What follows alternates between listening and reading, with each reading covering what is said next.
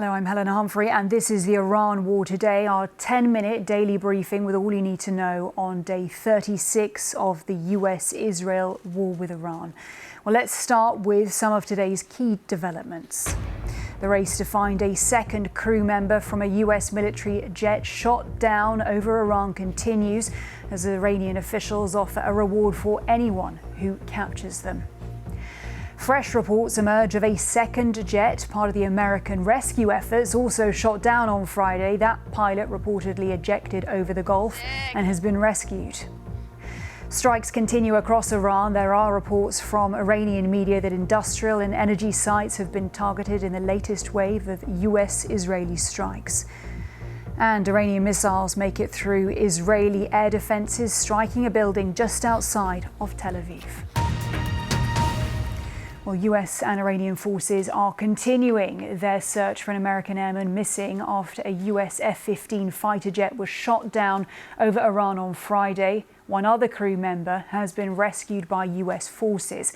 Iranian officials have reportedly urged citizens to help find the missing crew member alive, and state media says that a reward will be issued for their capture, meaning much could rest on whether the US or Iran finds him first. Well, with me now is Mikey Kay, military analyst for the Security Brief. Always good to have you with us, Mikey. So let's just discuss this scenario then, when you have a missing military personnel member behind enemy lines. You know, just talk us through what those rescue efforts look like. Yeah, I mean, well, the last 24 hours we've seen combat search and rescue. So we've seen HC-130s. I think we've got some footage of the HC-130J Hercules and the two HH-60 Jolly Green 2 helicopters. They've been scouring that area inside Khuzestan province.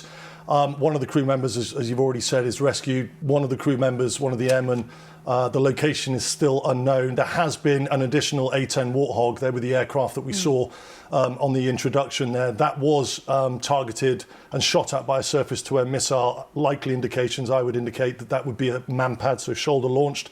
That managed to limp back towards Kuwait, and there was an ejection over the Gulf. Now, I spoke to a former British military negotiator. That's the A-10 there. That's the one that's sustained the strike but managed to limp back over the Gulf, and there was an ejection, and the pilot reportedly got out and is safe. But I spoke to a former British military negotiator today who also conducted hostage debriefs, and I wanted to get his insight on what the second airman of the US F-15E that's been shot down might be facing. Take a listen.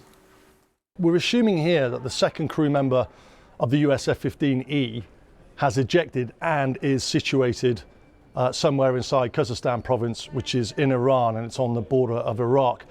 What are the protocols that crew member will be deploying to avoid capture?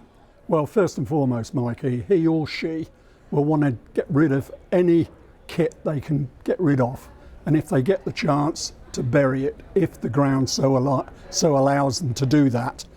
In addition to that, what in regards to themselves, their whole persona will be extremely heightened in terms of adrenaline, their hearing, sight, smell, because what they'll be doing is wanting not to engage with anybody whatsoever. So although they'll be heading, in this case, hopefully due west, what they need to remember is that they need to stay out of harm's way. And if we think back to the first Gulf War, and Mr. McNabb and Bravo 20, what gave them away straight away was the goat herder. So it's very important that that individual, he or she, manages to stay completely out of sight, if at all possible. Now, the first crew member, the combat search and rescues found the first crew member, and we don't know whether it's the pilot or the weapon systems operator. They found the first crew member within roughly about 12 hours. What's hindering the detection and extraction by the combat search and rescue crews of the second crew member? Well, first and foremost, we don't know if the beacon itself is operational. Was it serviceable in the first place? Was it damaged when he or she exited the aircraft? Or was it damaged on landing? It's important to remember also that certain powers have the ability to hand information to Iran to get round that encryption.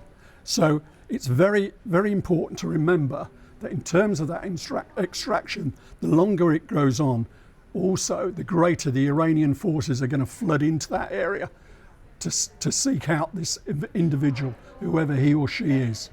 And are there any scenarios where the second crew member could have been captured, but the Iranians aren't letting on to that? Well, yes. The Iranians, no doubt, want to find this individual if they already haven't done so. Because if I put my nasty head on, I will have kept saying, yes, we can't find this individual whatsoever, because what they will do, or might have the capability to do, is fire that beacon in, draw the American forces in to take them out as well. So that's important to remember that. They're not going to play to any rules of letting this person, he or she, just get away scot-free. So you're saying there's a scenario where they could have actually captured a second individual, Correct. But then they'll turn that beacon on, which will then draw in additional combat search and rescue forces They from could the US. turn the whole scenario on its head. Mikey, a really interesting interview there, and just worth saying that we had protected the identity of the hostage interrogator and debriefer because of the sensitive nature of the work that he had conducted in the past. But just going back then to this missing airman, you know, what will be going through their head right now in this most stressful of scenarios? What kind of training will they have carried out to prepare for, you know, this scenario? Yeah, there's all crews should be trained in survival, then what's called E&E, which is escape and evasion, and then hopefully it won't come to that, but what's called R2I, which is resistance to interrogation. So they should all be trained in that. Now, training is very different to the reality of being on the ground, but hopefully that training will kick in. But there's the unknown here as well of the physical condition of that airman. Not just surviving the ejection, which is quite brutal. It's like 25 G as you punched out the aircraft in the ejection seat, and then you're going into quite a significant airflow. But also where they're landing, and if they've sprained an ankle, broken a limb, that's obviously going to impede the escape and evasion bit. But I think here, look, the conclusion of this for me is that the window of greatest success for the extraction of these crew members was when the first crew member was extracted after about 12 hours.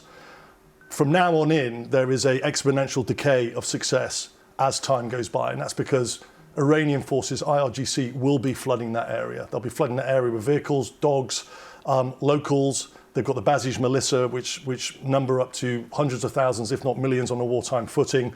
They'll have thermal cameras.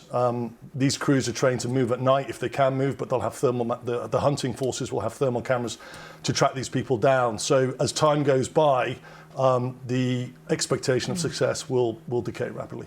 Mikey Kay, military analyst for the Security Brief, running us through all of that. Mikey, really good to get your insights. Of course, it is worth saying you can watch the full version of Mikey's interview with a former hostage interrogator on the BBC News YouTube channel.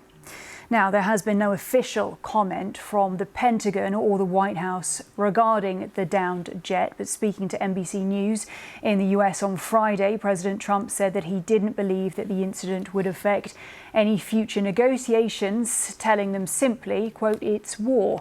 But in a post on social media this afternoon, Donald Trump gave Iran a 48-hour deadline to make a deal, or as he put it, all hell will rain down on them. Well, our North America correspondent, Simi Jalosho, is following developments from Washington. President Trump's latest Truth Social post was a reminder of that 10-day deadline that he had given Iran about 2 weeks ago, that if they didn't reopen the Strait of Hormuz, if they didn't agree to a new deal by Monday, the 6th of April, that the US would target its power plants and would obliterate its energy infrastructure. This is one of a few shifting deadlines that the president had given. And it comes amid this build-up of a US military presence in the Middle East. There's a lot of speculation as to whether this is a sort of pressure tactic amidst talks with Iran that President Trump has claimed is going well, even though Iran says those talks are not happening, or whether this is a lead-up to a possible escalation in the war, such as a ground invasion, perhaps attacks along Iran's shoreline in order to free up the strait, or a possible seizure of Iran's Hague Island in order to give the US more leverage during these talks. The White House has said that the US is simply expanding its military option amidst these so-called peace talks with Iran. Now, Iran has continued to fire more missiles at Gulf states, Iraq and Israel today. The UAE says that it intercepted some 23 missiles and 56 drones. That is in the last 24 hours alone, while debris from an intercepted attack caused damage at the Dubai marina. Well, we can speak now live to our senior international reporter in Jerusalem, Joel Gunter. Joel, good to have you with us. Firstly, I just want to ask you whether there's been any reaction to the news of this downed American jet over Iran. No official reaction here today from Israeli officials. We do understand that Israel is cooperating, sharing some intelligence, and has agreed to stop launching airstrikes against the specific area where this member of the American aircrew may be missing. Now, we've heard from Iranian military officials, from a spokesman for Iran's military command today, that they are saying that this downing of the jet was because of a new advanced Iranian air defense system, boasting that it was a humiliation for both the US and for Israel.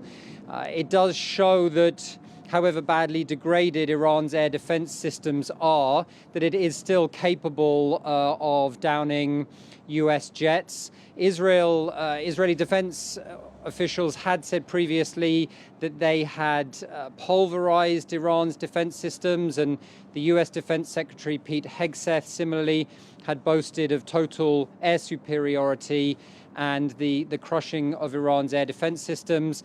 But this does go to show that they still have the capacity to potentially down an American jet.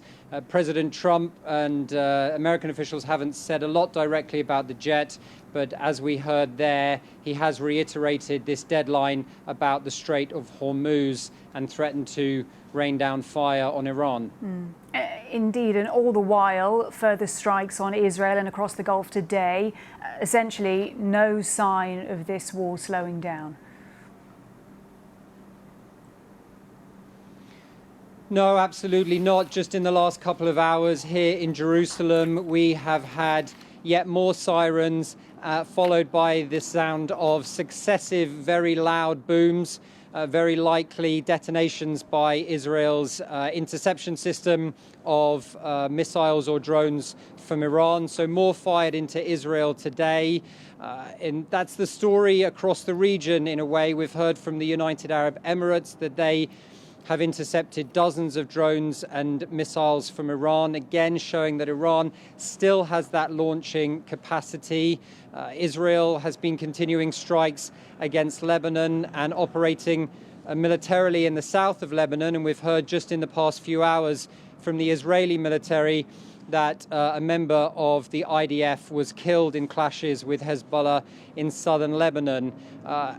We've also seen increasing strikes across the region on infrastructure, most notably in Iran, an Israeli strike which killed a worker outside an Iranian nuclear plant. So concerns there, although we understand that the nuclear plant itself was not damaged, and the IAEA says no higher levels of radiation detected. But it does lead to concerns about an escalation across the region in strikes against industry and civilian infrastructure. Joel Gunter there reporting from Jerusalem. Good to talk to you, Joel. Well, throughout the conflict, the BBC's Persian service has been hearing from ordinary people inside Iran. Since news of the US jet being shot down has emerged, they have received messages from people inside the country keen to share their thoughts on what this could mean for the conflict.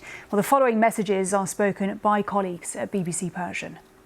I reckon this is meant to set up a ground invasion. I mean, more than 30 days into the war, your aircraft ends up destroyed, your pilot stuck in another country, you can take out the missile site, but you hit a bridge instead.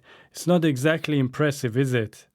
If someone had told me the story of this war and it was about another country, I would have said it was an imaginary story. The US has done things they hadn't done before in Iran, I think. The situation is not normal. I hope they don't take the pilot as a hostage. Well, with me here in the studio for a final thought is Kasra Naji, special correspondent for BBC Persia. Very good to have you with us. I'm curious as to how the regime is communicating about the fact that there is a downed US jet in Iran and how the Iranian people are reacting to the fact that they've also been charged with the task of finding this airman. Yes, the latest on that is that Iran's Revolutionary Guard have issued a statement saying that we have not captured this second pilot. There were two pilots. One was rescued. The other one is being searched for. And why the Iranian Revolutionary Guard feels necessary to issue a statement is, I don't know. But there's a lot of misinformation and disinformation is being injected into all this for various reasons. But at the same time, we know that Iranians have offered a reward on Iranian state television for whoever captures this man or woman. And something like $60,000 or $70,000 worth of reward. And don't forget, and a lot of people are energized by that, I suppose.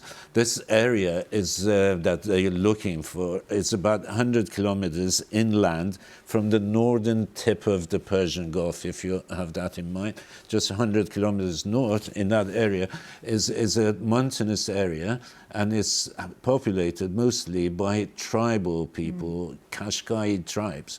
And many of them are armed, traditionally were armed, and they have the old sort of rifles and revolvers and that sort of thing. And a lot of them, I guess, are energized by this reward to get out there and try and find him. But apart from what I just said about Iran's Revolutionary Guard statement, nothing else has been put out today regarding what is going on in that area.